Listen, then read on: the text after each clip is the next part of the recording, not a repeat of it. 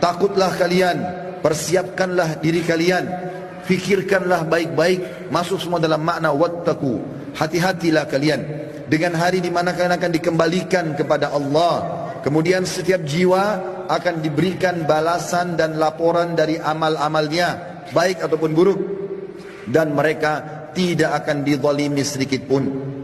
Kalau hari ini teman-teman kita melihat seseorang kerabat kita, teman sejawat kita, partner bisnis kita dibungkus dengan kain kafan dan meninggal, dan kita mengantar ke kuburan sebagaimana mungkin itu sudah pernah kita lakukan, maka satu waktu nanti kita yang akan diantar.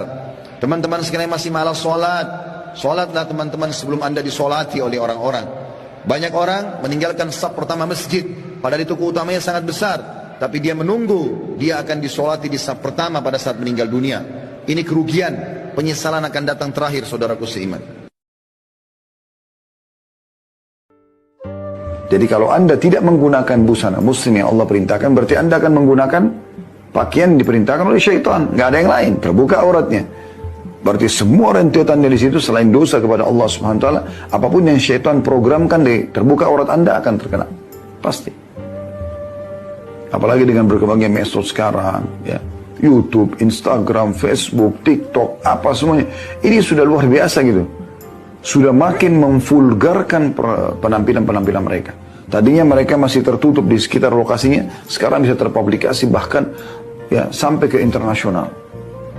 Berapa banyak dosa yang dipanen dari wanita seperti ini. Karena setiap orang yang lihat auratnya dia akan berdosa. Ya. Punggung tangan wanita itu termasuk aurat bukan? Ya ini kalau Imam Syafi'i mengatakan tidak, tapi kalau Imam Ahmad mengatakan termasuk aurat, gitu kan?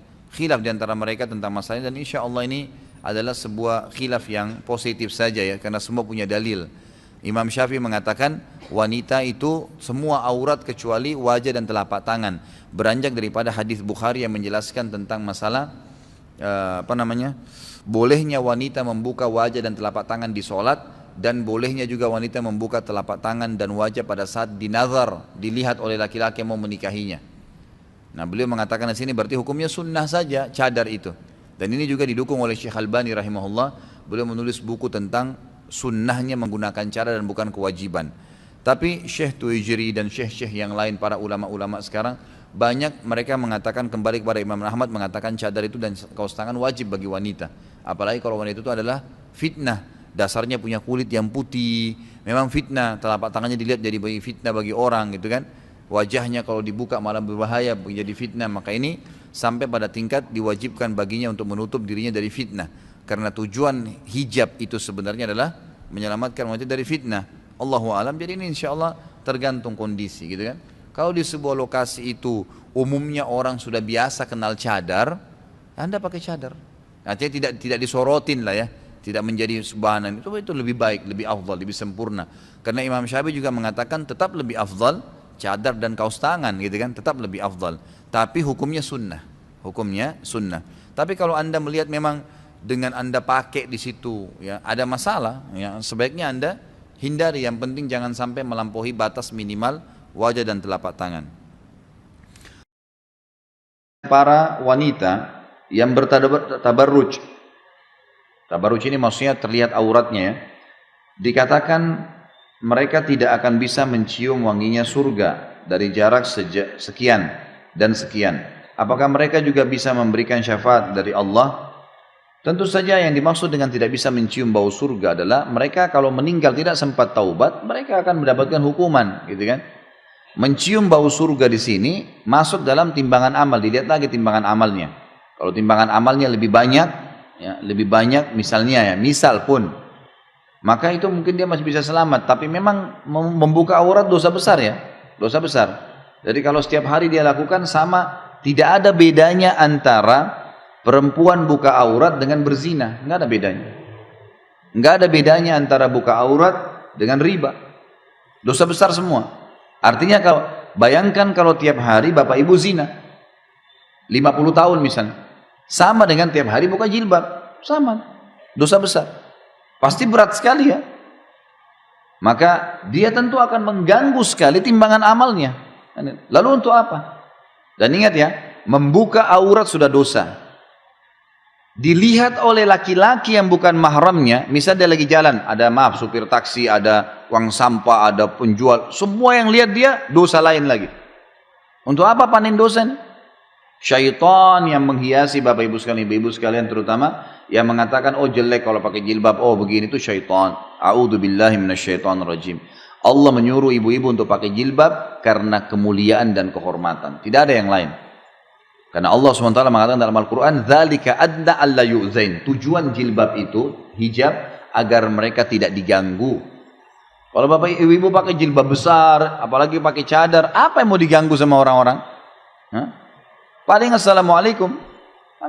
Tapi kalau orang pakai celana jeans ketat, orang pakai baju ketat, ya wajarlah diganggu. Dan kata para ulama, kalau ada orang wanita sudah jaga hijabnya, lalu diperkosa oleh penjahat, dia dapat pahala, yang perkosa dapat dosa. Tapi kalau ada wanita sengaja memamer auratnya dan diperkosa, dua-dua dapat dosa. Dia penyebabnya. Untuk apa tidak pakai hijab? Waswas syaitan, itu dosa besar. Dan itu cara yang paling gampang syaitan untuk menyesatkan kaum wanita. Hati-hati. Jadi kalau dia meninggal tidak pakai hijab, Allahu a'lam, kemungkinan dia akan masuk, beratkan dosanya. Tapi pertanyaannya, apakah dia akan bisa memberikan syafaat? Ini juga tidak tahu, tergantung kalau dia lolos. Oh, dia lolos, gitu kan? Tapi untuk mencari amal ibadah yang bisa berimbang dengan dosa tidak pakai hijab ini sulit ini. Nah, dosa besar. Di poin ke-16 dari awal kita belajar dari 70 kilo ini, yang ke-16-nya adalah tidak berpegang teguh dengan hijab syar'i yang sahih dan tidak mengikuti syarat-syarat sempurnanya, yaitu dari mana penilaiannya kalau hijab itu syar'i? Poin A, hijab wajib menutupi seluruh tubuh tanpa terkecuali.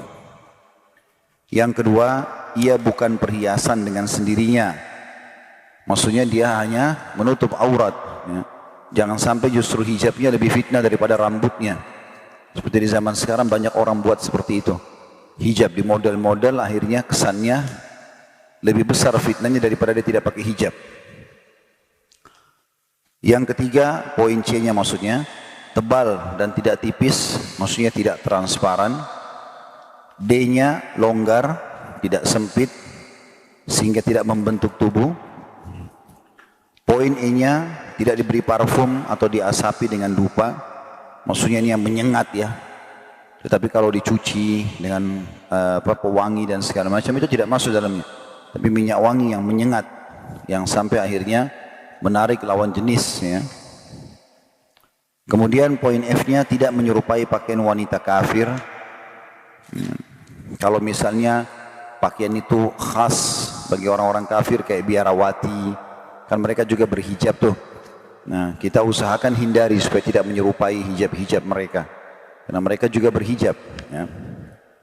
Kemudian yang terakhir, yang G-nya bukan pakaian kemasyhuran. Maksudnya ini pakaian syuhrah, pakaian yang menyolok, yang membuat orang menilai negatif ya kan? Atau bisa juga justru mengundang syahwat lawan jenis. Jadi salah satunya itu masuk dalam istilah kemasyhuran. Jadi ini menurut penulis poin-poin kalau hijab itu syar'i. Yang paling penting dasar adalah jangan sampai dia sempit ya, kemudian membentuk lengkukan-lengkukan tubuh. Dalam masalah hijab, khilaf di antara ulama tentang masalah mana yang boleh terlihat dan mana yang tidak boleh terlihat. Kalau pendapat pertama mengatakan semua ditutup kecuali muka dan telapak tangan. Ini pendapat umumnya jumhur ulama. Sehingga dalam pendapat ini bercadar adalah sunnah. Cadar adalah sunnah, artinya melengkapkan keimanan dan kesempurnaan pahala. Tapi umumnya adalah wajah dan telapak tangan sesuai dengan perintah Allah Subhanahu wa taala pada saat sedang ihram dan juga pada saat sedang sholat. Jadi wajah tidak ditutup gitu kan. Kemudian pendapat kedua mengatakan seluruhnya aurat, maka wajah pun dan telapak tangan ditutup. Nah ini pendapat juga, karena para ummahatil mu'minin itu menggunakan cadar di Madinah dan hampir seluruh sahabiat laki-laki perempuan itu bercadar ya. Sehingga mereka mengatakan umumnya orang bercadar di zaman Nabi SAW menunjukkan tentang kewajibannya gitu. Tapi ini khilaf di antara ulama masalah ini. Kemudian yang ke-17, ini tentu untuk masalah hijab ya. Tentu hijab ini masuk dalamnya juga, boleh hijab itu macam ragam bentuknya. Di Saudi itu ada abaya, jubah yang dijual sudah gabung sama hijabnya. Jadi biasa di sana mengatakan abaya ras, ya. Jadi abaya yang langsung digantung ke kepala. Jadi dia bukan ditaruh di pundak tapi digantung di kepala, sehingga hijabnya itu turun ke samping, ya. Ini secara otomatis sudah langsung hijab sama baju bergabung. Nanti mereka tinggal tutup kalau yang mau pakai cadar, seperti itulah. Tapi ini tentu juga tertutup bagian leher ya. Membuka aurat dosa besar ya, dosa besar. Jadi kalau setiap hari dia lakukan sama, tidak ada bedanya antara perempuan buka aurat dengan berzina, nggak ada bedanya. Nggak ada bedanya antara buka aurat dengan riba. Dosa besar semua. Artinya kalau bayangkan kalau tiap hari bapak ibu zina, 50 tahun misalnya, sama dengan tiap hari buka jilbab, sama, dosa besar, pasti berat sekali ya.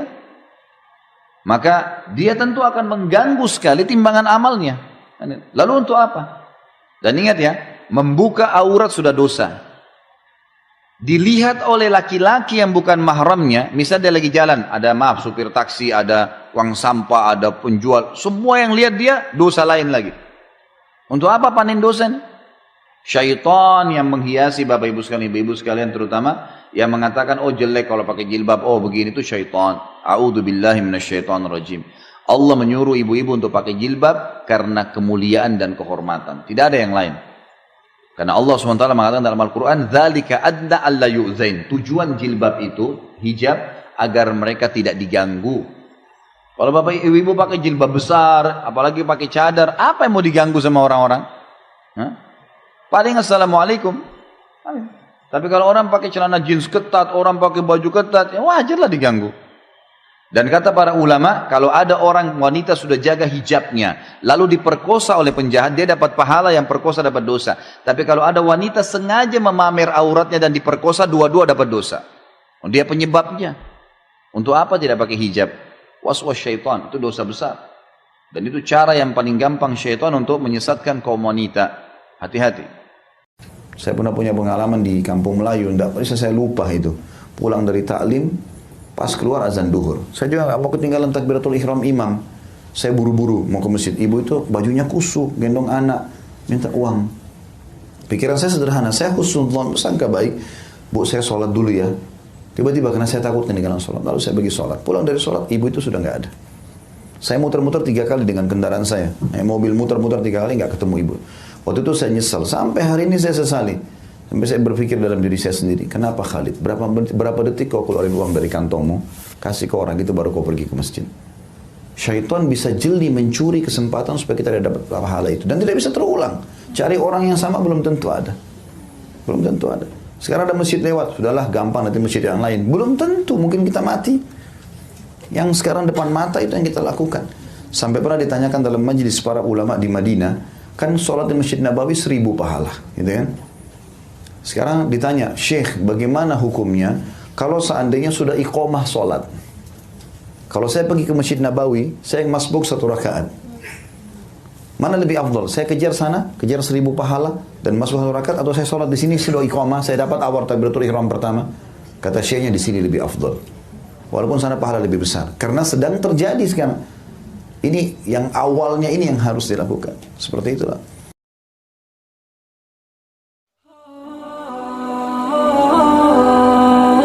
Ketika musibah terjadi, kata beliau, manusia terbagi menjadi 2 golongan. Ada yang berkeluh kesah, ada yang sabar. Orang yang berkeluh kesah mendapatkan 2 musibah lagi tambahan. Kehilangan yang dicintai, apa yang dia mau, dan juga kehilangan pahala yang besar. Yang semestinya dia bisa dapatkan karena bersabar. Ia mendapatkan kerugian dan terhalang mendapatkan rahmat. Keimanannya berkurang, kehilangan kesabaran, kehilangan ridho dan syukur, serta ia mendapatkan murka yang menunjukkan kekurangan yang keterlaluan. Umar bin Khattab sempat mengatakan, teman-teman sekalian, siapapun yang tertimpa musibah, kemudian dia terima takdir Allah itu, lalu dia ikhtiar, maka dia akan bahagia. Karena mau tidak mau, musibah itu sudah terjadi. Sementara orang yang tidak menerimanya, dia akan rugi. Dadanya akan sempit, hidupnya akan susah, karena tetap musibah akan datang. Bukan berarti kita kalau bangun tidur sakit, kemudian tiba-tiba sakitnya sembuh dengan keluh kesah. Kenapa ya? Kenapa ya? Tetap aja sama. Tetap aja sama. Maka solusi yang terdekat adalah sabar. Sabar. Sebagian ahli mengadakan penelitian, ternyata orang bersabar itu dia seperti meredam seluruh otot-otot dan urat-urat sarafnya yang tadinya menjadi emosi dan marah ya, karena ada sesuatu cobaan yang sedang datang, misal barangnya diambil orang, misal dia dihina orang, kan kita jadi emosi ya.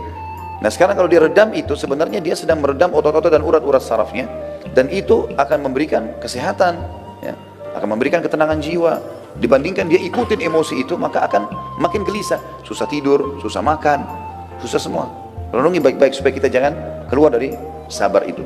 Adapun orang yang diberikan taufik untuk bersabar ketika mendapatkan musibah-musibah ini, lalu menahan dirinya dari sikap marah, baik ucapan maupun perbuatan, mengharap pahala yang di sisi Allah, dan ia tahu bahwa pahala yang didapatkannya dengan kesabaran itu lebih besar daripada musibah yang diperolehnya. Bahkan musibah itu suatu kenikmatan baginya, karena musibah menjadi jalan untuk meraih apa yang lebih baik dan lebih bermanfaat baginya daripadanya, dari masalah yang sedang dihadapi. Dan berarti ia telah melaksanakan perintah Allah dan meraih pahala. Oleh karena itu Allah subhanahu wa ta'ala berfirman, "Wabashshiris sabirin," dan sampaikanlah kabar gembira kepada orang-orang yang sabar. Dan sabar jelas harus menghadapi masalah, tapi Allah bilang berita gembira buat mereka, yakni beritakanlah kabar gembira kepada mereka bahwa mereka akan disempurnakan pahala mereka dengan tanpa batas. Orang-orang yang bersabarlah yang mendapatkan berita gembira yang besar dan anugerah yang besar. Kemudian Allah menyifati mereka juga dalam firman-Nya, alladzina idza asabathum musibah, yaitu orang-orang yang apabila ditimpa bagi mereka musibah, yakni segala sesuatu yang menyakitkan hati atau badan atau keduanya, sebagaimana telah disebutkan sebelumnya. Ya ada saatnya memang. Jangan teman-teman begitu ada musibah, kenapa ya? Maksudnya kenapa ini bukan berkeluh kesah kayak tidak menerima takdir Allah. Enggak, kita terima. Tapi kalau kita bertanya, kenapa bisa terjadi misalnya, tujuannya untuk mencari jalan keluar itu enggak ada masalah. Tapi kalau untuk berkeluh kesah ini yang dilarang, kenapa pahalanya hilang? Qalu inna lillah, mereka mengucapkan kami milik Allah, yakni hamba-hamba kepunyaan Allah yang diatur menurut perintahnya. Kita tidak memiliki sedikit pun dari jiwa dan harta kita. Jika Allah menguji kita dengan sesuatu darinya, berarti Allah yang paling penyayang di antara para penyayang telah mempergunakan milik dan hartanya. Tidak bisa ada yang menghalanginya.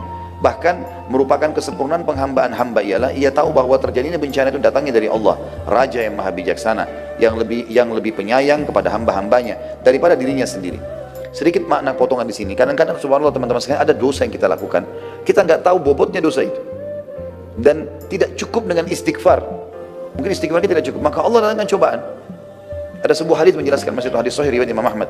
Kata Nabi SAW, ada dosa-dosa yang tidak bisa dimaafkan dengan istighfar, tidak cukup, maka Allah ujikan padanya penyakit. Di sini kata ulama hadis, bisa saja penyakit, bisa saja gangguan orang, bisa saja apa saja. Jadi ternyata Allah tidak mau kita nanti di akhirat disiksa berat dengan dosa itu, maka Allah cobakan dengan cobaan. Sisi yang lain, bisa saja sesuatu yang hilang dari dia memang lebih baik hilang dari dia. Memang Allah mau itu hilang dari dia. Asal kita teman-teman sekalian berada di rel jalannya Allah, nggak usah khawatir. Walaupun kita merasa saya suka, saya begini, nggak usah peduli dengan itu, tidak ada masalah. Mungkin tidak jadi menikah sama si fulan, mungkin tidak jadi usaha ini, mungkin tidak jadi masuk sekolah di sana, kuliah di sana, mungkin selalu sangka baik dengan Allah. Allah lebih tahu. Asal kita berada di jalan yang benar, kata Nabi SAW, Allah berfirman dalam hadis qudsi, ana inda dhanni abdi bi, saya sesuai dengan prasangkaan hamba-hambaku. Kata beliau, oleh karena itu ia berkewajiban untuk ridho kepada Allah dan bersyukur kepadanya atas bimbingannya kepada apa yang lebih baik bagi hambanya, meskipun ia tidak mengetahuinya. Di samping kita adalah hamba-hamba miliknya Allah, kita juga akan kembali kepadanya pada hari yang dijanjikan. Lalu setiap orang yang beramal diberi balasan karena amalnya. Jika kita bersabar dan mengharapkan pahala, maka kita mendapatkan pahala kita dengan sempurna di sisinya. Sebaliknya, jika kita berkeluh kesah dan tidak suka, maka kita tidak mendapatkan bagian selain kemurkaan dan luput mendapatkan pahala. Menyadari bahwa hamba adalah milik Allah dan akan kembali kepadanya merupakan faktor kesabaran yang terbesar. Ulaika, tafsirnya, mereka itulah, yakni orang-orang yang disifati dengan kesabaran tersebut, alaihim salawatu min rabbihim, yakni akan mendapatkan keberkatan dari yang sempurna atau salawat dari Rabbnya, yaitu pujian dan sanjungan, warahmah dan rahmat atau karunia yang besar. Di antara rahmatnya Allah kepada mereka ialah dia memberi taufik kepada mereka untuk bersabar, yang dengannya mereka akan memperoleh pahala yang sempurna. Wa ulaika humul muhtadun, dan mereka adalah orang-orang yang mendapatkan petunjuk, yakni orang-orang yang mengetahui kebenaran. Dalam hal ini mereka mengetahui bahwa mereka adalah milik Allah dan mereka akan kembali kepadanya, serta mereka mengamalkan tuntunannya. Yang dimaksudkan ialah mereka bersabar karena Allah. Ayat ini menunjukkan bahwa siapa yang tidak sabar, maka ia mendapatkan kebalikan dari apa yang didapatkan dari orang-orang yang bersabar. Akibatnya ia akan mendapatkan celaan dari Allah, hukuman, kesesatan, dan kerugian. Betapa besarnya perbedaan di antara dua golongan itu. Betapa kecilnya kepenatan orang-orang yang bersabar, dan betapa besarnya kepenatan orang-orang yang berkeluh kesah. Artinya orang yang sedang ditimpa musibah, orang yang sabar punya penat, tapi tidak sebesar orang yang kalau berkeluh kesah. Karena dia sudah menghadapi masalah, berkeluh kesah lagi, dia jauh lagi dari rahmatnya Allah, jadi banyak sekali kerugiannya. Kedua ayat ini berisikan pemantapan hati dalam menghadapi musibah sebelum terjadi, agar musibah terasa ringan dan mudah ketika musibah terjadi. Menjelaskan apa yang harus dilakukan ketika musibah terjadi, yaitu sabar. Menjelaskan apa yang dapat membantu untuk bersabar, pahala yang diperoleh orang yang bersabar, dan mengetahui keadaan orang-orang yang tidak bersabar dengan kebalikan dari keadaan orang-orang yang sabar. Bencana dan ujian ini adalah sunnatullah yang telah berlalu kepada orang-orang sebelum kita, maka itu pun akan datang kepada kita, dan Anda tidak mendapati perubahan pada sunnatullah. Juga menjelaskan macam-macam musibah. Umar bin Khattab pernah berkata, alangkah bagusnya dua balasan itu dan betapa baiknya tambahan itu. Maksudnya adalah ulaika alaihim salawatu min rabbihim wa rahmah. Mereka adalah orang yang mendapatkan keberkatan sempurna dan rahmat dari Tuhan mereka. Wa ulaika humul muhtadun, dan mereka adalah orang yang mendapatkan petunjuk. Dan ini adalah tambahan, yaitu sesuatu yang diletakkan di antara dua karung tambahan dalam timbangan. Maksudnya kalaupun ini sudah dapat rahmat, dia sabar, itu sudah solusi terbaik. Tambah lagi dapat salawat dari Allah, Allah akan tambahkan kepada dia pemberian-pemberian dan dikasihkan karunia, dan mereka dijanjikan mendapatkan petunjuk. Beberapa hadis menyebutkan sebagian musibah sebagai rahmat. Contoh misal kehilangan anak. Banyak orang mengalami ini. Tentu variasi. Ada orang melalui ada musibah yang semua merata kita kena, seperti lapar, haus dan seterusnya. Ada yang tidak semua orang kena. Ada orang masya Allah punya anak 10 gak meninggal sama sekali. Tapi ada orang yang musibah kena dan mati anaknya. Ada orang subhanallah 4 kali hamil, 4 kali keguguran. Kuasa Allah. Ada orang buka usaha langsung dapat taufik. Ada orang mungkin buka usaha berapa kali baru dia berhasil. Gagal dulu terus. Contoh musibah atau cobaan yang datang teman-teman sekalian, yang sifatnya mungkin tidak umum tapi banyak orang yang mengalaminya, seperti kehilangan anak. Imam Bukhari membuat bab judul khusus, bab fadl man mata lahu waladun fahtasaba, bab keutamaan orang yang mati anaknya lalu ia mengharapkan pahala. Maksudnya dia sabar. Firman Allah, wa basyiris sabirin, dan beritakanlah berita gembira kepada orang-orang yang sabar. Kemudian beliau menyebutkan beberapa hadis, maksudnya Imam Bukhari. Yang pertama adalah Abu Hurairah radhiyallahu anhu meriwayatkan dari Nabi SAW, beliau bersabda, la yamutu li muslimin thalathatun minal walad fayalijan nar illa tahillatal qasam. Tidaklah seorang muslim mengalami kematian 3 anak lalu ia masuk neraka kecuali hanya sekedar berlalu saja. Ya, maksudnya ini musibah, lahir anak 3 sampai mati sebelum balik. Di sini dalam hadis dipastikan, kalaupun dia punya dosa-dosa, tentu di sini selain dosa syirik dan kufur ya, maka Allah dengan kemahamurahannya hanya membuat dia lewat saja di neraka, kemudian dia akan masuk dalam surga. Muhammad bin Ismail Bukhari juga mencantumkan hadis-hadis menjelaskan firman Allah dalam surah Maryam ayat 71, wa in minkum illa wariduha, dan tidak ada seorang pun dari kalian melainkan akan mendatangi neraka itu. Maryam 71. Hadis yang beliau angkat, Abu Hurairah radhiyallahu anhu meriwayatkan Rasulullah SAW bersabda kepada kaum wanita Ansar pada saat menafsirkan ayat ini juga, la yamutu li ihdakunna thalathatun minal waladi fatahtasibah illa dakhalatil jannah faqalat imra'atun minhunna aw ithnaini ya Rasulullah qala aw ithnain. Tidaklah, kata Nabi SAW ceramah di depan para wanita-wanita muslimah pada saat itu di Madinah dari kaum Ansar, tidaklah salah seorang dari kalian mengalami kematian 3 anak lalu mengharapkan pahala sabar, melainkan pasti masuk surga. Seorang wanita yang hadir sempat bertanya, bagaimana dengan kehilangan 2 anak wahai utusan Allah? Kata Nabi SAW, ya, kehilangan 2 anak juga termasuk. Perawi hadis Abu Hurairah mengatakan, saya yakin kalau ada wanita juga bertanya, bagaimana dengan 1 ya Rasulullah? Maka Rasulullah SAW pun akan mengatakan 1 juga. Hadis selanjutnya diangkat oleh beliau adalah dari Anas radhiyallahu anhu yang mengatakan Nabi SAW bersabda, ma minan nasi min muslimin yutawaffa lahu thalathatun lam yablughul hinth illa adkhalahu Allahul jannah bifadli rahmatihi iyahum. Tidaklah seorang muslim mengalami kematian 3 anak yang belum mencapai balik, melainkan Allah memasukkannya ke dalam surga dengan karunia atau rahmat kepada mereka. Imam Bukhari pada saat menamakan babnya, bab fadl man mata lahu waladun fahtasaba, bab keutamaan orang yang mengalami kematian anak lalu ia mengharapkan pahala. Az-Zain bin Al-Munir mengatakan, musannif atau pengarang atau Imam Bukhari maksudnya mengungkapkan dengan kata fadl, keutamaan, untuk menghimpun di antara 3 hadis yang berselisih yang telah dikemukakannya. Karena pada hadis yang pertama disebutkan masuk surga, pada hadis yang kedua disebutkan dihalangi dari neraka, dan pada hadis yang ketiga disebutkan pembatasan masuk dengan sekedar berlalu saja di neraka. Maka masing-masing darinya terdapat ketetapan keutamaan bagi siapa saja yang mengalami hal itu. Dan segi komprominya bisa dikatakan, masuk surga itu tidak mengharuskan terhalang dari api neraka, disebabkan hajab atau terhalang dari neraka itu sendiri. Terdapat faedah lain, yaitu hal ini mengharuskan juga masuk surga sedari awal. Adapun yang ketiga, maka yang dimaksud dengan al-wuluj, al-wurud, ya, atau masuk hanya melintas neraka saja, bagaimana pembahasannya akan disebutkan saat pembicaraan perkataan illa tahillata qasam, kecuali sekedar berlalu. Orang yang melintas di atasnya ada beberapa macam. Di antara mereka ada yang tidak mendengar desisan neraka. Mereka ada juga orang-orang yang telah ada untuk mereka tetapkan yang baik dari Allah bagi mereka, sebagaimana disebutkan dalam Al-Quran. Jadi tidak ada kontradiksi antara masuk surga dan terhalang dari neraka. Bukhari juga mengungkapkan dengan perkataannya walad atau anak, karena ini mencakup satu anak atau lebih. Meskipun bab ini telah dibatasi dengan 3 atau 2 anak, akan tapi pada sebagian jalur riwayat disebutkan juga satu anak masuk di dalamnya. Jadi hadis ini tidak ada sama sekali permasalahan atau persisian antara mereka. Artinya ada orang tergantung kadar kesabarannya. Mungkin dengan sabar maka Allah SWT akan berikan kepada mereka bisa masuk surga langsung karena luar biasa cobaan yang datang dan kadar sabarnya tinggi, atau dia dilewatkan di api neraka karena masih banyak dosanya karena kadar sabarnya juga lebih rendah daripada yang pertama. Dan juga ada orang subhanallah yang sudah langsung diselamatkan dari api neraka oleh anak-anaknya tadi atau dalam musibah yang sedang menimpanya tanpa hisab. Kemudian diangkat oleh beliau, dikatakan juga musannif atau Bukhari mengangkat hadis dari Abu Hurairah secara marfu. Yaqulullahu ta'ala ma li 'abdil mu'min 'indi jazaa'un illa idza kabattu safiyatu min ahli dunya thumma ihtasab illa al-jannah. Allah berfirman dalam hadis qudsi, tidaklah hambaku yang beriman memiliki pahala di sisiku ketika aku wafatkan orang yang dicintainya dari ahli dunia, kemudian ia berharap pahala melainkan surga. Sabarlah atas apa yang menimpa kamu. Semua yang tertimpa musibah, saudaraku, sabarlah. Apa itu sabar? Selalu saya ulangi, bukan ngelus dada duduk manis seperti di Indonesia begitu, sabar ya suruh duduk, salah ya kan gitu. Tapi sabar definisinya adalah menerima takdir Allah, kemudian ikhtiar mencari jalan keluar. Contoh, Bapak Ibu bangun pagi flu, yang paling pertama sabar. Apa itu sabar? Terima dulu takdirnya Allah. Allah sudah uji saya dengan penyakit, karena biar kita ngamuk-ngamuk penyakit tetap sudah ada, gitu kan.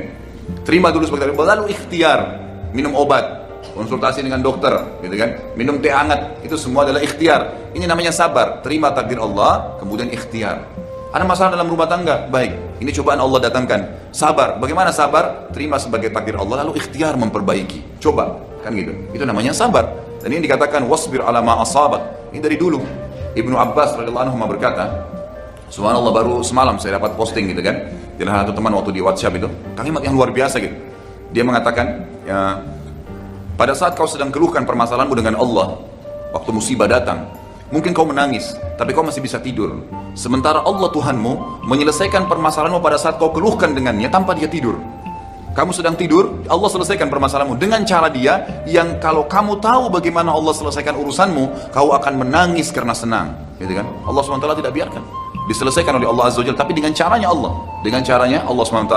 Mungkin kita berharap cepat, tapi Allah tundain 3-4 hari kemudian, sebulan kemudian. Allah kita ingin dengan cara A selesai, ternyata tidak. Allah selesaikan dengan cara Z. Allah lebih tahu. Dan umumnya kalau Allah ujikan seorang hamba musibah, maka berarti Allah akan angkat derajatnya dan mengampuni dosanya. Serta kadang-kadang subhanallah, ini sering saya bahasakan, kalau anda sedang menghadapi musibah, makin berat cobaan datang, maka pastikan anda orang paling kuat, lebih kuat imannya. Karena kata Nabi SAW sudah jelas, semua dalam hadis Bukhari, semua nabi-nabi cobaannya paling berat. Kemudian datang orang-orang yang beriman, tingkatannya mendekati Nabi, kemudian terusnya begitu. Artinya orang yang paling berat cobanya adalah orang yang paling tinggi imannya, gitu kan? Orang yang paling tinggi imannya. Jadi kalau cobaan makin besar, jangan bilang aduh besarnya cobaan kepada saya. Enggak, alhamdulillah, berarti saya orang dekat dengan Allah Subhanahu wa taala. Karena ada kadang-kadang Bapak Ibu sekalian, ini ulama tekankan ya, ada derajat di surga kita nggak bisa dapat kecuali dengan 100 tahun sholat malam, dengan 100 tahun sedekah, bakti dengan orang tua, haji mungkin 1000 kali. Kita nggak bisa. Umur kita cuma 60 misalnya, sholat tahajudnya harus 100 tahun. Umur kita cuma 60, mungkin dari 60 cuma 10 tahun kita tahajud. Masih butuh 90 tahun tahajud untuk sampai ke derajat itu. Fasilitas itu di surga, dari dayang-dayangnya, dari istananya, dari fasilitasnya semua. Tapi Allah mau kita sampai di situ. Bagaimana caranya? Allah uji kita dengan penyakit 10 tahun. 10 tahun nutupin yang 90 tahun kurang tadi. Sabar, nggak masalah, gitu kan? Kalau saya sering bahasakan itu, kalau ada tulisan saya judulnya musibah, kenali sebabnya, nikmati prosesnya. Insya Allah akan terbit nanti tahun depan buku itu. Saya sudah tulis dan insya Allah sudah 80% selesai gitu. Itu saya tuliskan musibah, kenali sebabnya, gitu kan? Dan nikmati prosesnya, nikmatin aja. Nggak usah keluh kesah, karena keluh kesah tetap tidak akan menyelesaikan masalah. Kata Umar radhiyallahu anhu, orang yang tertimpa musibah dan dia bisa terima sebagai takdirnya Allah, lalu dia sabar menjalaninya, maka dia akan menikmati, maka dia akan menjalani proses ya musibah itu dalam keadaan tenang dan dia akan menikmatinya. Artinya sakit ya sudah diterima, karena biar kita keluh kesah tidak bisa, dan pahalanya akan maksimal. Dengan ada orang kena musibah tapi keluh kesah, dia susah lalui, tidak ada pahalanya, karena tidak dapat sama dia. Maka sabar. Inna dzalika min azmil umur. Kata Luqman, sesungguhnya itu adalah hal-hal yang pasti terjadi. Allah sudah jadikan sebagai sunnatullah. Azmil umur pasti terjadi, nggak mungkin tidak. Semua orang akan diuji oleh Allah Subhanahu wa taala, gitu kan? Tapi tergantung dengan kadar imannya, Sebagian salaful ummah dari tabi'in, kalau mereka sebulan tidak sakit, mereka langsung beristighfar kepada Allah. Gitu. Kalau nggak sakit gitu. Sampai ada di antara mereka kadang-kadang kalau jalan kesentuh kakinya batu, beristighfar kepada Allah dan mengatakan alhamdulillah, Allah sudah membersihkan dengan ini dosa saya. Sampai seperti itu. Mereka mau minum terlambat airnya, alhamdulillah, cobaan datang, berarti ini akan mengampuni dosa-dosa saya. Ada derajat yang saya akan dapat di surga yang tidak bisa dijangkau kecuali dengan ini. Sedikit ada masalah, sedikit ada kekurangan harta, sedikit ada kekurangan, ada masalah penyakit, ada cobaan, nggak masalah. Ada orang utang nggak bayar, sabar aja, gitu kan? Sambil ikhtiar, gitu kan? Sambil ikhtiar. Ingat, sabar bukan duduk manis. Tagih dia, ikhtiar, tapi terima sebagai cobaan dari Allah. Jangan gara-gara orang utang 100.000 kita sudah sakit sebulan, gitu kan? Ya. Tapi coba kita ikhtiar, oh berarti Allah lagi coba saya. Bukankah Nabi SAW mengatakan apa dalam hadis yang sahih riwayat Bukhari? Siapa yang menghutangkan sesuatu pada orang, kemudian belum terbayar, maka sama dia bersedekah setengah dari utang itu. Kalau ada pernah ibu-ibu saya sampaikan sampai nangis gitu, Ustaz, ternyata saya baru tahu ya, 10 tahun saya pernah utangkan uang orang gitu kan, belum dibayar-bayar Ustaz. Ya sama 10 tahun kalau saya bahasakan dengan bahasa saya, setiap hari 10 juta waktu itu utangnya, sama dengan ibu tiap hari infak 5 juta selama 10 tahun. Berapa banyak pahala yang didapatin gitu. Makanya fahami dengan ilmu, maka kita akan bisa melalui kehidupan ini gitu. Itu pasti dari azmul umur. Tidak ada yang sia-sia dalam Islam, tidak ada yang sia-sia di dalam Islam. Jadi sabarlah ya. Wasbir ala ma asabak. Sabar. Ibnu Abbas berkata radhiyallahu anhuma dalam statement sabar ini, beliau mengatakan yang saya dapat posting semalam ya. Kalau seandainya, kata beliau, kalau seandainya langit ini rubuh, gitu kan, menimpa bumi, maka pasti Allah akan berikan jalan keluar kepada orang-orang yang bertakwa dan sabar. Jadi pasti Allah akan bukain celah-celah yang mereka tidak kena timpaan tersebut dan mereka bisa lari lepas daripada reruntuhan langit. Bukankah Allah mengatakan wa may yattaqillaha yaj'al lahu makhraja? Orang yang bertakwa, orang yang patuh dan sabar itu akan diberikan makhraja, jalan keluar dari masalah dia. Maka tinggal sabar saja dan pasti hasilnya akan manis, gitu kan? Nikmatin prosesnya. Ada orang tiba-tiba la qadarullah stroke. Dia ngamuk-ngamuk juga percuma. Kita lihat ada orang subhanallah stroke tiap hari emosional. Kenapa dia kena? Makin parah kan? Tapi coba ada orang bilang, oh dicoba sama Allah, ya sudah cobaan dari Allah. Ikhtiar, coba berobat, coba bertanya, sambil dinikmatin, jalanin aja. Ada orang subhanallah lumpuh, ya tangannya nggak ada dua-dua, kakinya nggak ada, tapi tetap beraktivitas, karena dia bisa nerima itu sebagai sunnatullah. Dan ingat, itu hanya di dunia. Setelah di akhirat nanti, orang yang lumpuh di dunia, orang yang patah tangannya, orang yang buta matanya, kembali semua sempurna di akhirat, dan dia akan mendapatkan yang terbaik dari apa yang telah dicobakan kepada dia. Jadi sabar, gitu kan? Sabar, insya Allah akan ada, pasti ada titik temunya. Yakin Allah bersama kita.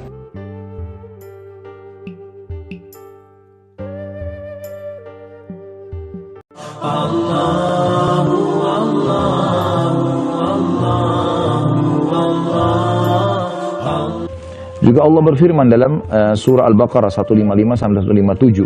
A'udzu billahi minasyaitonir rajim wa lanabluwannakum bisyai'in minal khawfi wal ju'i wa naqsin minal amwali wal anfusi wath thamarat wa basyiris sabirin alladziina idza asabathum musibatun qalu inna lillahi wa inna ilaihi raji'un ulaika 'alaihim shalawatun min rabbihim wa rahmah wa ulaika humul muhtadun.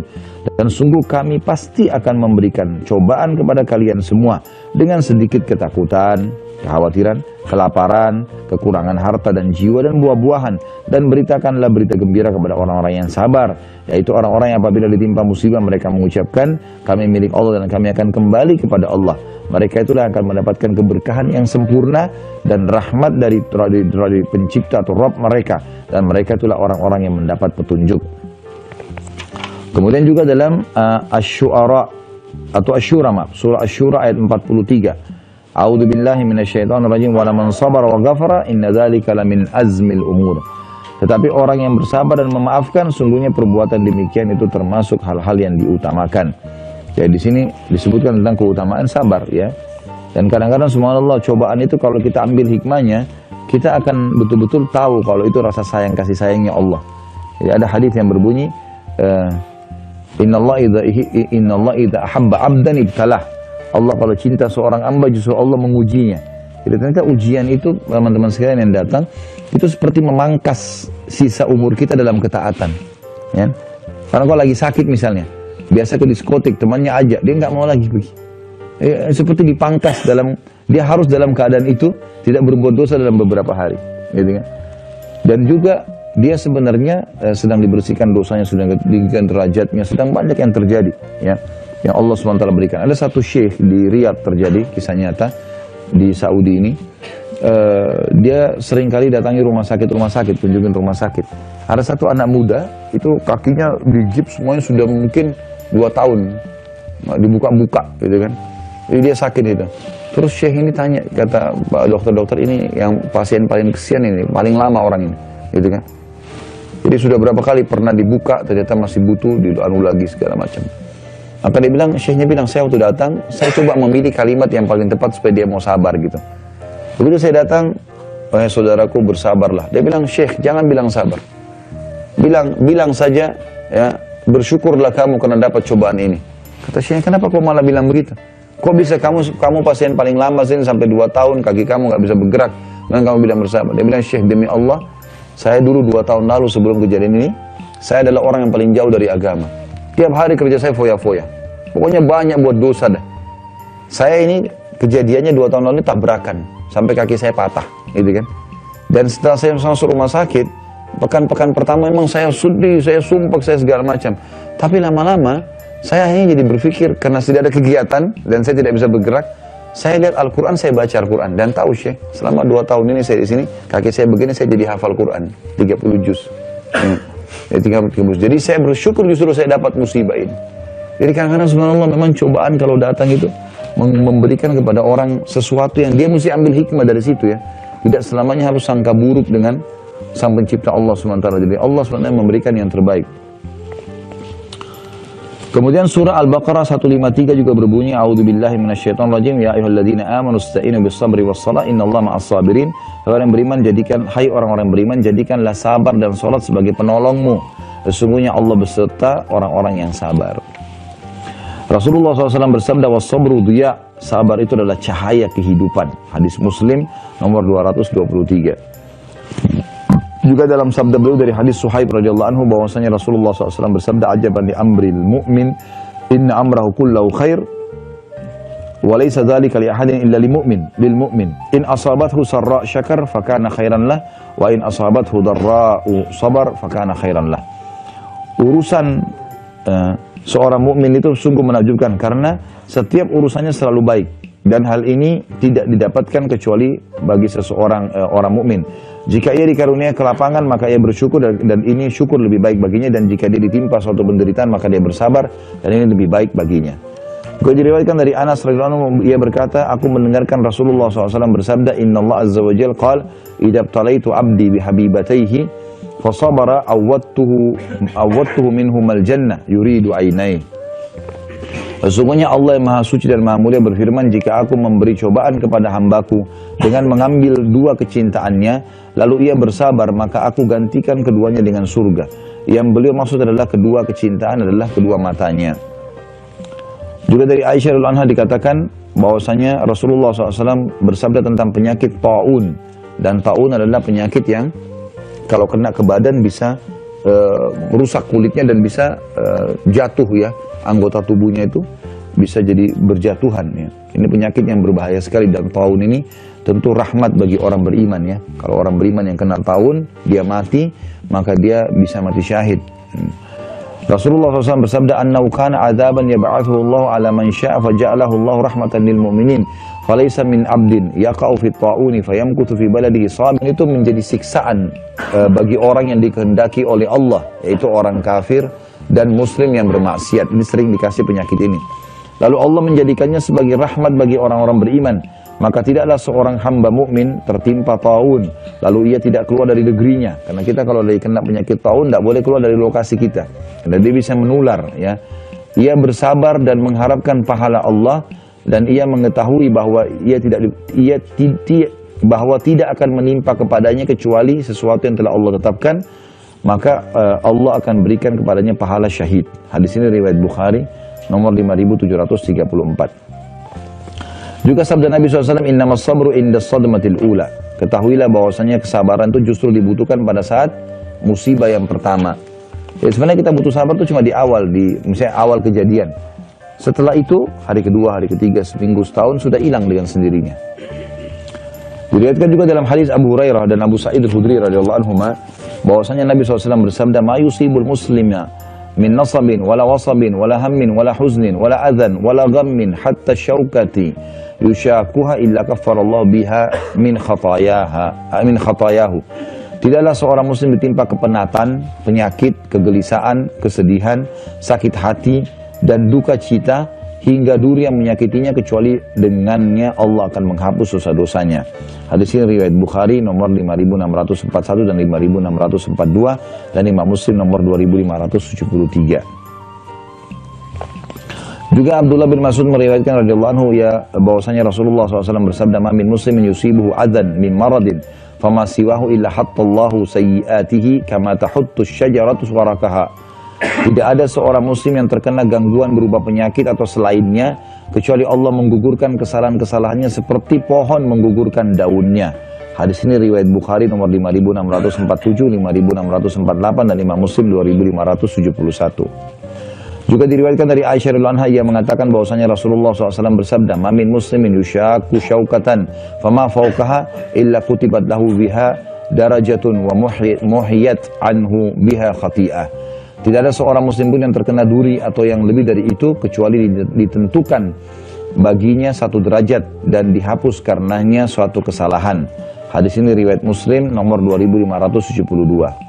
Abu Hurairah juga meriwayatkan bahwa Rasulullah SAW bersabda, "Man yuridillahu bihi khairan yusib minhu." Siapa yang Allah kehendaki kebaikan baginya, maka Allah akan mengujinya. Ya. Sebagaimana sudah kita jelaskan semua, intinya adalah masalah kesabaran di sini. Ya. Dari Anas juga radhiyallahu anhu disebutkan hadis, "Inna idzamal jazai min idzamil bala, wa inna Allah idza ahabba qauman ibtalahum faman radiya falahu ridha wa man sakhita falahu sakht." Sesungguhnya balasan yang agung itu akan didapat karena ujian yang berat. Dan sesungguhnya Allah apabila mencintai satu kaum, maka dia akan menguji mereka.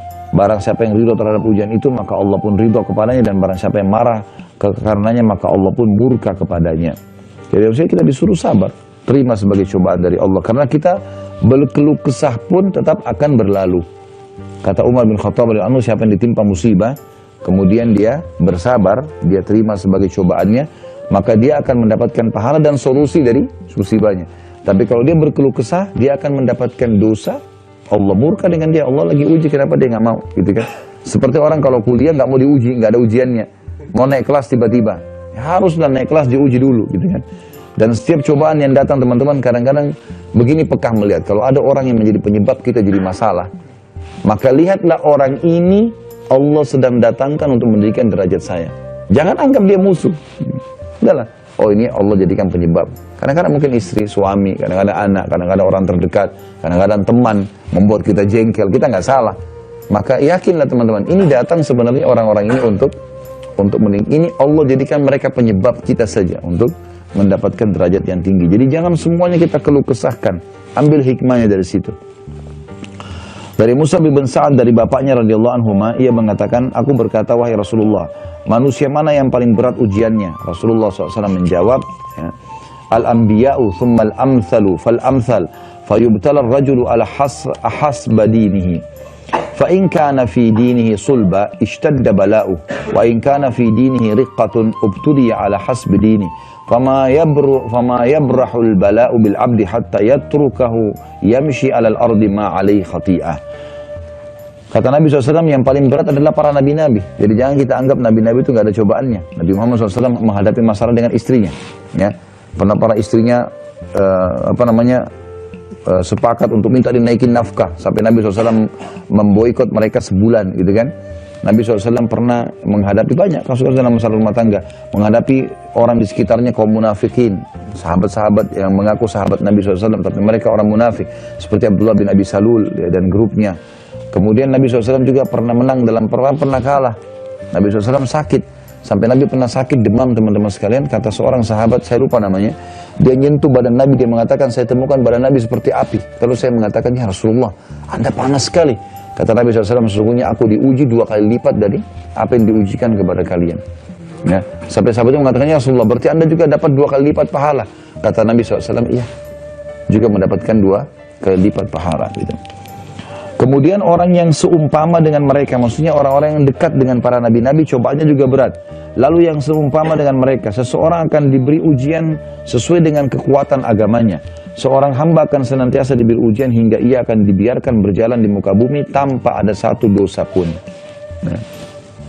Jadi teman-teman jangan menganggap cobaan itu sesuatu yang buruk. Enggak, itu baik buat kita. Dan dalam hadis yang lain dikatakan Allah tidak akan menguji hamba melampaui kapasitasnya. Jadi pasti kalau kita sedang dicoba, pasti kita mampu itu. Dan siap saja, saya ada cobaan lagi, ada cobaan lagi, itu udah biasa. Hadapi saja. Yang penting kita dalam keadaan benar, yakinlah. Dalam banyak ayat Al-Quran, saya sering sampaikan dalam masalah menghadapi cobaan harian teman-teman sekalian, Allah SWT selalu pasti, kita tinggal sabarin, lalu kita akan dapat jalan keluar. Ya. Tiba-tiba kita difitnah tanpa sebab, sudahlah. Apa kalau kita bisa luruskan, kalau tidak ya sudah diam aja. Kita cuma berusaha sabar, terima. Tapi sambil kita luruskan kalau emang ada kesempatan, momennya tepat. Tapi nggak usah menyita waktu yang luar biasa untuk mengurus itu, gitu kan? Allah punya cara nanti akan membalikan keadaan supaya kita yang diberikan oleh Allah penjelasan, oh kalau ini orang ini benar, tidak akan salah. Dan banyak kasus terjadi masalah itu, banyak. Musa alaihissalam berapa kali difitnah oleh kaumnya dan Allah selamatkan. Ibrahim alaihissalam, Nabi Muhammad SAW, banyak sekali ya, kisah dalam masalah itu. Jadi memang kalau kita beriman maka akan cobaan. Tapi jangan dianggap cobaan ini teman-teman berarti kita akan dirusak secara fisik segala macam. Bukan itu yang dimaksud. Tapi cobaan ini artinya dia akan lalui hal-hal yang memang dia harus butuh kesabaran setiap harinya. Ya. Baik itu dari pasangannya. Kita tahu Nabi Nuh alaihissalam istrinya 950 tahun didakwai nggak mau masuk Islam, nggak mau beriman, gitu kan? Umar bin Khattab radhiyallahu anhu pernah waktu ada seorang sahabat mau berkeluh kesah dengan beliau karena istrinya ngangkat suaranya, kemudian datang ke rumah Umar, ternyata istri Umar juga begitu. Ya. Maka dia pulang. Lalu kata Nabi lalu kata Umar tahu orang itu datang, Umar kejar dia. Kenapa? Kenapa kau pulang? Kenapa nggak sampaikan keluh kesahmu? Dia bilang masalah kita sama, Amirul Mukminin.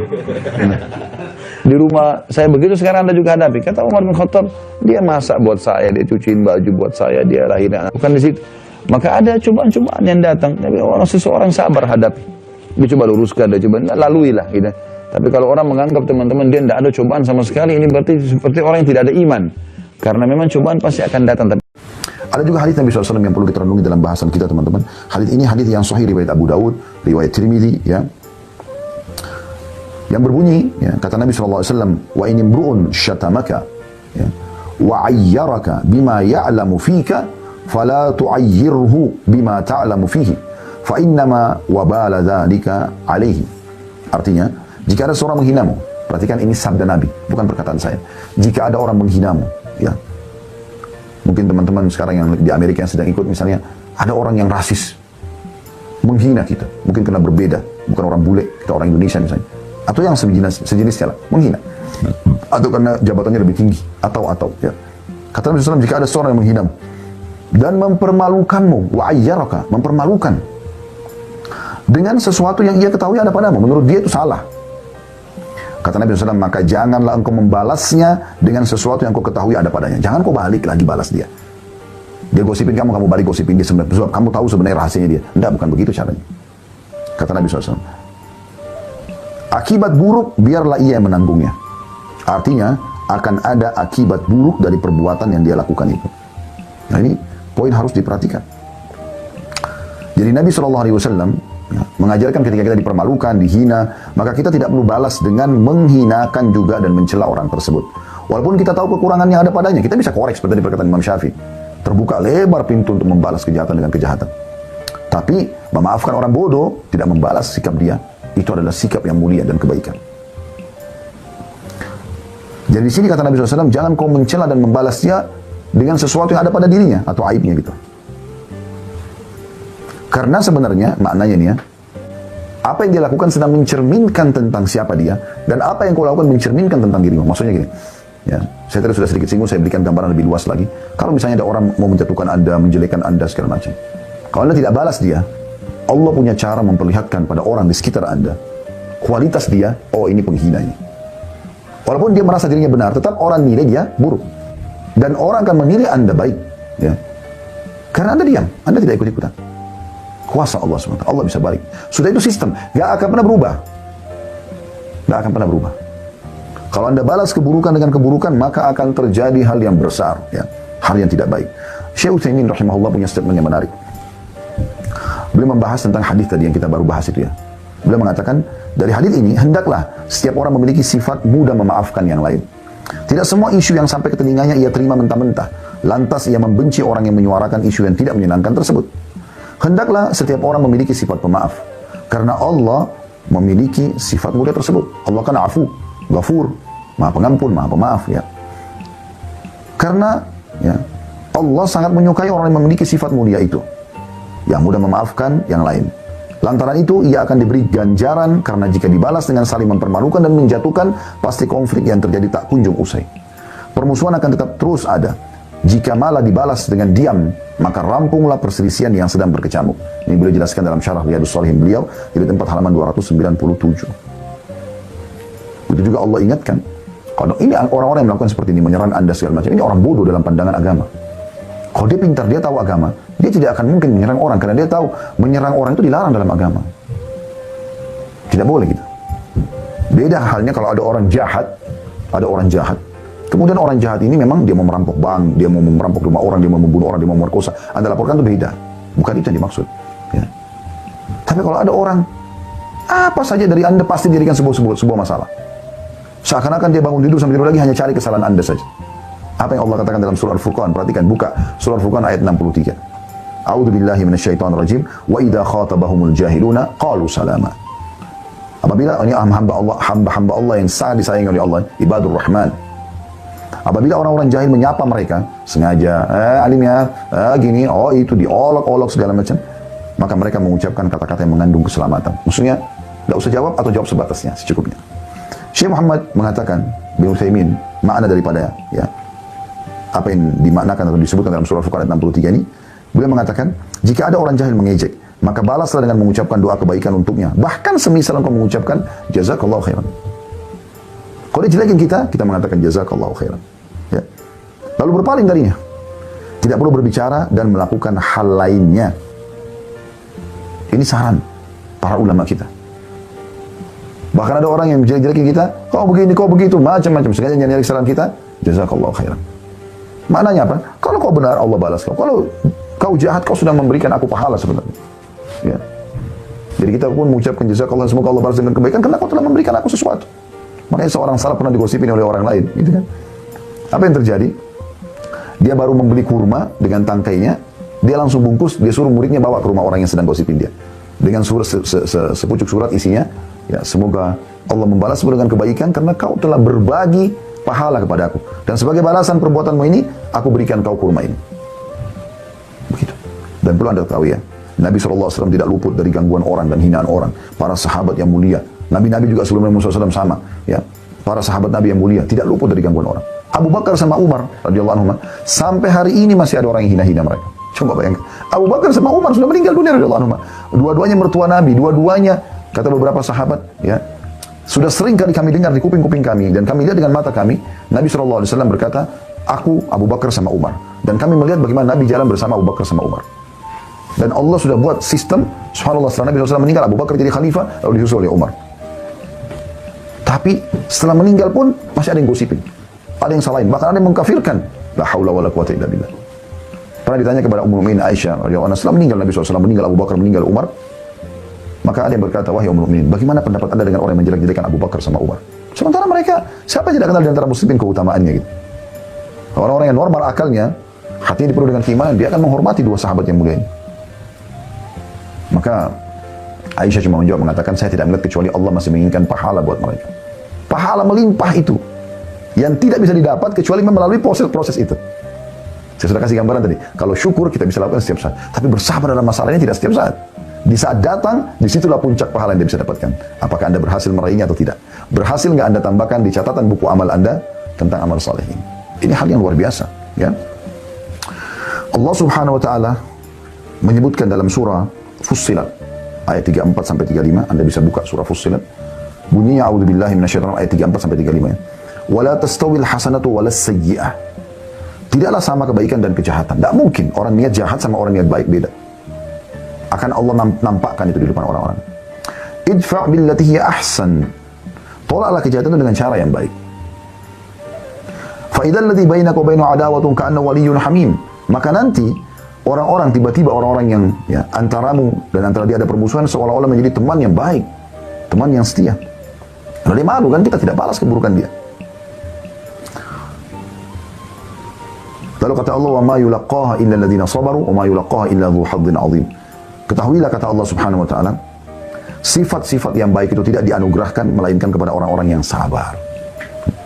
Dan tidak dianugerahkan melainkan kepada orang-orang yang mempunyai keuntungan yang besar.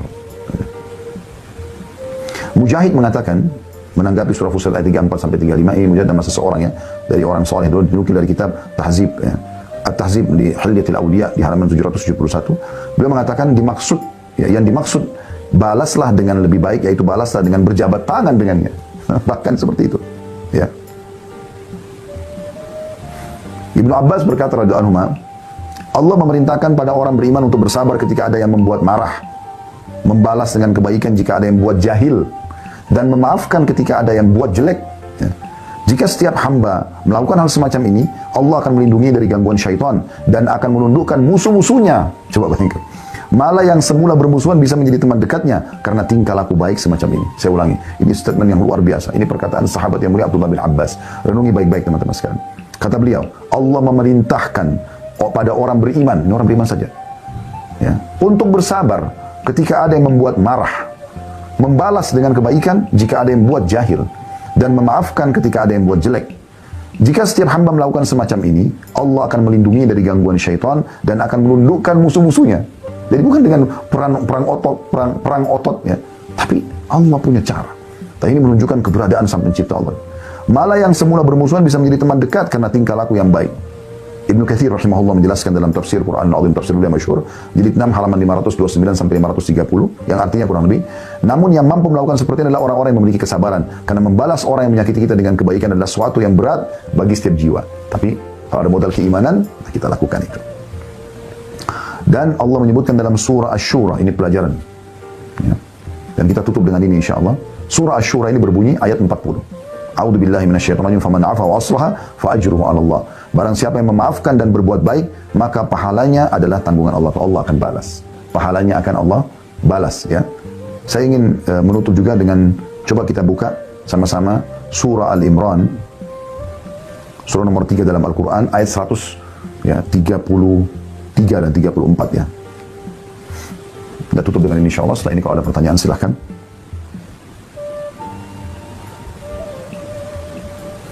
Bagi anda yang sudah buka, saya bacakan 133. Kita mulai di situ, Al-Imran, surah nomor 3, 133. A'udzu billahi minasyaitonir rajim, wasari'u ila magfiratin min rabbikum wa jannatin 'arduha as-samawati wal ardu 'iddat lil muttaqin. Dan bersegeralah kamu kepada ampunan dari Tuhanmu dan kepada surga yang luasnya seluas langit dan bumi yang disediakan untuk orang-orang yang bertakwa. Segera, mumpung hari ini masih ada umurmu hai saudaraku, maka hari ini beramal salehlah. Beramal salehlah.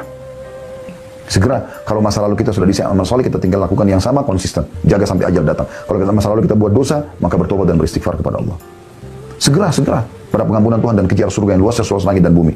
Dijanjikan untuk orang yang bertakwa. Baik, Allah 134 yang menjelaskan siapa orang yang bertakwa yang Allah maksudkan ini, yang dijanjikan surga bagi mereka. Allah sebutkan alladzina yunfikuna fis sarra'i wad dharra'i wal qadhimina al-ghaidha wal 'afina 'anil nas wallahu yuhibbul muhsinin. Yaitu orang-orang yang menafkahkan hartanya baik di waktu lapang maupun sempit, suka bersedekah, dermawan. Ini ciri pertama ahli surga yang disebutkan sini, ya, dari orang-orang yang bertakwa. Yang kedua, cirinya, dan orang-orang yang menahan amarahnya.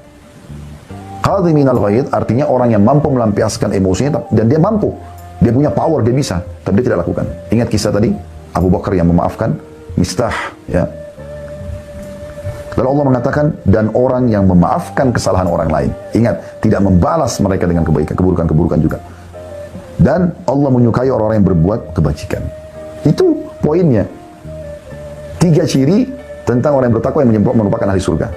Di ayat 135-nya Allah tambahkan ciri yang keempat. وَالَّذِينَ إِذَا فَعَلُوا فَاحِشَةً أَوْ ظَلَمُوا أَنفُسَهُمْ ذَكَرُوا اللَّهَ فَاسْتَغْفَرُوا لِذُنُوبِهِمْ وَمَنْ يَغْفِرُ الذُّنُوبَ إِلَّا اللَّهُ وَلَمْ يُصِرُّوا عَلَى مَا فَعَلُوا وَهُمْ يَعْلَمُونَ. Dan juga orang-orang yang apabila mengerjakan perbuatan keji atau menganiaya diri mereka sendiri, buat dosa, ya. Mereka ingat akan Allah, lalu memohon ampunan terhadap dosa-dosa mereka, dan siapa lagi yang dapat mengampuni dosa selain Allah, dan mereka tidak meneruskan perbuatan kejinya itu, sedang mereka mengetahuinya. Kalau Allah tutup di 136-nya, ulaika jazaa'um maghfiratun min rabbihim wa jannatun tajri min tahtiha al-anharu khalidina fiha wa ni'ma ajrul amilin. Mereka itu balasannya adalah ampunan dari Tuhan mereka dan surga di dalamnya mengalir sungai-sungai, sedang mereka kekal di dalamnya, dan itulah sebaik-baik pahala bagi orang-orang yang beramal. Ya, dinukil ada kisah seorang salafus saleh. Mereka, teman-teman sekalian, atau dia lagi duduk sama tamunya, ya, di dalam satu majelis di ruang tamu, datang pembantu budaknya, ya, budak masa itu ada perbudakan, datang membawa marak kuah yang berisi daging yang panas sekali. Tiba-tiba tanpa sengaja budak ini kakinya kesentuh dengan karpet, ya, dan langsung saja pada saat itu tumpah marak yang panas itu ke badan majikannya. Coba Anda bayangkan, ya, tumpah kuah panas ke tubuh dia. Subhanallah, wajahnya berubah, tiba-tiba mau marah. Tapi budak ini orang beriman. Dia mengatakan, wahai Tuhan, Allah telah berfirman. Begitu orang soleh ini mendengarkan Allah telah berfirman, dia mengatakan, bacakanlah. Dari kondisi badannya lagi basah dengan kuah yang panas ini, pembantu ini membacakan tadi, ya, wal qadhiminal ghaidh, dan orang yang bisa menahan emosinya pada saat dia sedang marah, dia mampu melampiaskan. Maka dia mengatakan, ya, saya akan tahan emosi saya. Kemudian budaknya mengatakan, belum selesai Tuhan. Firman Allah masih berlanjut, kata tuannya, majikannya, bacakanlah. Dia mengatakan, wal afina 'anin nas, dan orang yang suka memaafkan orang lain. Maka tiba-tiba dia lebih rudah lagi. Dia mengatakan, saya sudah memaafkanmu. Lalu budaknya mengatakan, belum selesai Tuhan. Allah masih mengatakan, wallahu yuhibbul muhsinin, dan Allah suka orang-orang yang berbuat kebaikan. Maka apa kata majikannya, tuannya, pergilah, kau telah saya bebaskan. Coba bagaimana orang-orang beriman menanggapi firman Allah Subhanahu wa taala, dan bagaimana mereka menerapkan syariat Allah Subhanahu wa taala. Sekali lagi memang sebagaimana Ibnu Katsir mengatakan, ini sesuatu yang sulit bagi jiwa, tapi bagi orang beriman tidak akan sulit, karena pahala-pahala yang khusus Allah berikan tanpa batasan, tanpa hisab lagi, hanya bagi orang yang bisa bersabar pada saat melalui cobaan yang sedang ada. Ya. Banyak sekali doa-doa yang mulia, di antaranya sabda Nabi SAW ini, jangan pernah lupa, teman-teman. Man ta'arra minal lail, siapa yang terkaget pada malam hari, bangun atau dia kaget lalu dia tidur lagi pun, pada saat dia terbangun itu, dia membaca la ilaha illallah wahdahu la syarikalah, lahul mulku wa lahul hamdu wa huwa ala kulli syai'in qadir, subhanallah walhamdulillah wa la ilaha illallah wallahu akbar wa la hawla wa la quwwata illa billahil aliyil azim. 3 zikir ini, la ilaha illallah wahdahu la syarikalah, lahul mulku wa lahul hamdu wa huwa ala kulli syai'in qadir. Ini Anda sudah hafal tentunya. Terus subhanallah walhamdulillah wa la ilaha illallah Allahu akbar, ini tuh mudah sekali, ya. Kemudian wala haula wala quwata illa billahil aliyil azim, ini juga hafal, mudah dihafal. Ditambah kata Nabi SAW, dia mengatakan Allahumma gfirli, ampunilah kesalahan. Apa yang terjadi, teman-teman, kalau Anda kaget malam hari, mau sahur kah, mau ke kamar mandi kah, mau buang air kecil, buang air besar, mau minum air kah, atau memang Anda niat mau sholat misalnya. Kata Nabi SAW, diampuni dosanya yang telah lalu. Kalau dia berdoa diijabah, kalau dia sholat diterima. La ilaha illallah. Begitu luar biasanya. Zikir. La ilaha illallah wahdahu la syarikalah, tidak ada Tuhan yang berhak disembah kecuali dan tidak ada sekutu bersamanya. La ilaha illallah wahdahu la syarikalah, lahul mulku wa lahul hamdu wa huwa ala kulli syai'in qadir. Baginya kerajaan, baginya puji-pujian, dan tidak ada sekutu bersama. Dan dia mampu mengerjakan apa yang dia inginkan. Subhanallah, maha suci Allah. Walhamdulillah, dan segala puji bagi Allah. Wa la ilaha illallah, tidak Tuhan yang berhak disembah kecuali Allah. Allahu akbar, Allah maha besar. Kemudian wala haula wala quwata illa billahil aliyil azim, tidak ada daya dan kekuatan kecuali dari sisi Allah al-aliyil azim, ya. Wala haula wala quwata illa billahil aliyil azim. Allah yang maha mengetahui dan juga maha agung. Lalu kemudian kita tambah, Allah maghfir, ya Allah maafkanlah kesalahan. Diampuni dosanya yang lalu, walaupun Anda tidur lagi setelah itu. Apalagi kalau Anda bangun, jalankan sunnah Nabi SAW, sahur, makan kurma, minum air. Kalau Anda memang butuh makanan yang berat, nasi, segala macam, silakan. Niatkan sahur. Karena kata Nabi SAW, tasahharu, makan sahur, fa inna fis sahuri barakah. Karena di sahur itu ada berkah. Anda baca zikir dulu, dan Anda bangun, Anda sahur.